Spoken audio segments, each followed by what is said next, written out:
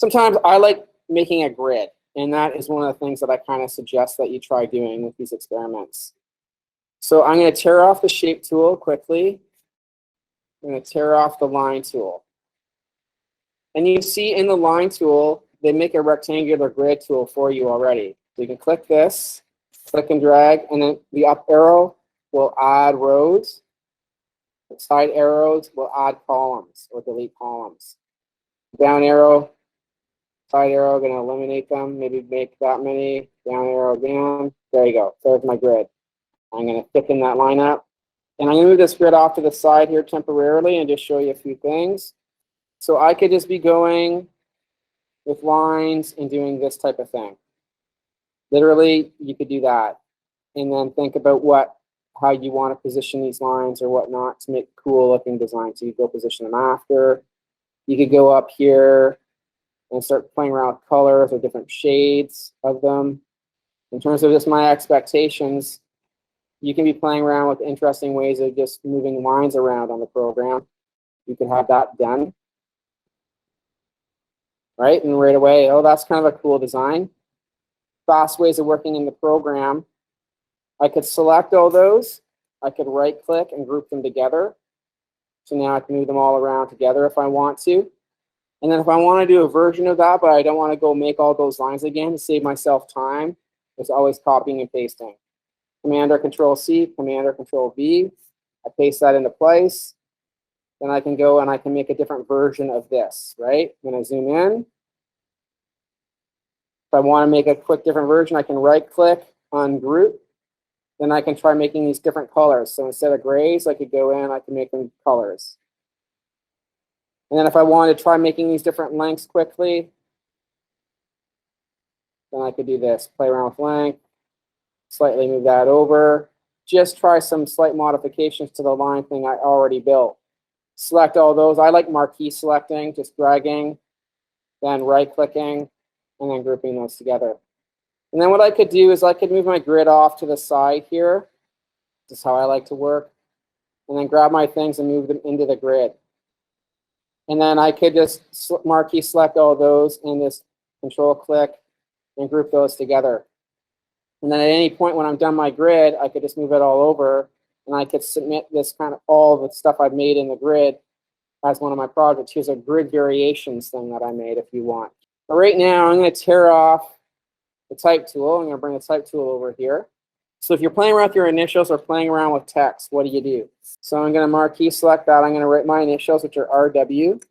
Over here, under the character area here, is where I can change the font size. If you don't see the character window, this is a window. You can go under window, and it will be under type and character. And then you can pop it up here, and that's where you have access to everything. So this is where you can change the size. So I can go in here. I'm going to change that to 150, let's say. And then if you want to change the spacing between the letters, this is where this is. You can change the width between letters down here. And you can go around and you can try a ton of little different things inside the character window to make modifications to your letter. And then you can just go here and then pick the font style you want. I think this restore font that I have looks kind of cool. Now what I want to do is I want to take my type here and I want to make it into a shape. You have your type selected, right-click, create outlines. And then when I've created outlines, it's taken that type and turned the type into a shape. So now I can go to the white arrow tool and I can start modifying the type just like I would with my shapes that you were playing around with yesterday. There you go, to start doing some quick modifications. So then I would just go Command-C, Command-V, make a copy of that. Then I could make this thicker, delete an anchor point, and just start really getting in there and playing around and varying my font and creating variations of that. It looks really goofy. This is probably something I would never use, but just showing you quick ways to like kind of play around with different designs. And then you could go in here and you can start playing around with color. You could also go down here and start playing around with gradients. So down the swatches library, there's the gradient libraries I'm a big fan of. I'm going to go and check out water. I think I like that water gradient. And then last week I was kind of getting into gradients, and I'll get into more of them in highlight lessons next week. But if you want to like modify that gradient, down here there's a gradient tool right there. that window's not open, you can go Window and Gradient. And it pops the window open for you.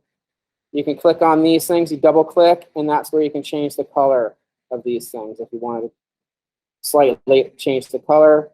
If you don't want this gradient, you click and you drag it off. I'm going to double click. I'm going to slightly change the color of this gradient, maybe to green. So then you can start doing that, right?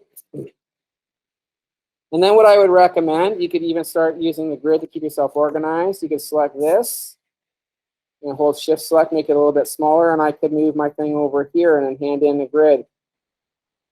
And then start keeping everything organized over here. Select that, Shift Select the rest of the grid, right click again, and then group all those together, and then they're grouped together nicely for you so you can move everything around in your grid. At any time, you can right click and ungroup if you want. So you can pull out your favorite design out of the grid and start working up a more finished design over here is sort of what I recommend. I can go to my ellipse tool. If I want this ellipse behind my letters, Control click, arrange, send it back, Move that into place, and then I'm just going to throw a quick stroke on here. And there you go. I've made my kind of superhero emblem. That's not super great, but it gets me started. I feel like this gradient here would look better as a radial gradient. So inside the gradient things here, you can change this from a linear to a radial gradient. I'm going to change this black here. I'm going to double click on that. I'm going to change it to a blue. Maybe, maybe not, or yellow. I think yellow makes it pop. I think that looks better. So shift it from linear to radial, gives you tons more options. I'm now going to throw a stroke on here, maybe a white one, see if that looks a little better, or whitish. And there you go. You can be playing around with that. And right away, it looks a little bit better with those colors matching and strokes kind of in place.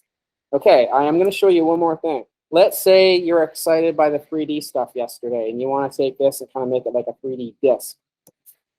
I'm going to select my letters, Shift Select this, right click, group those together. I'm going to go up under Effect. I can go to 3D, and I'm going to go to Extrude and Bevel. And right away, you can take your logo now, and you can put it on a 3D kind of surface thing. And go OK. And there you go. Those are today's highlights for you.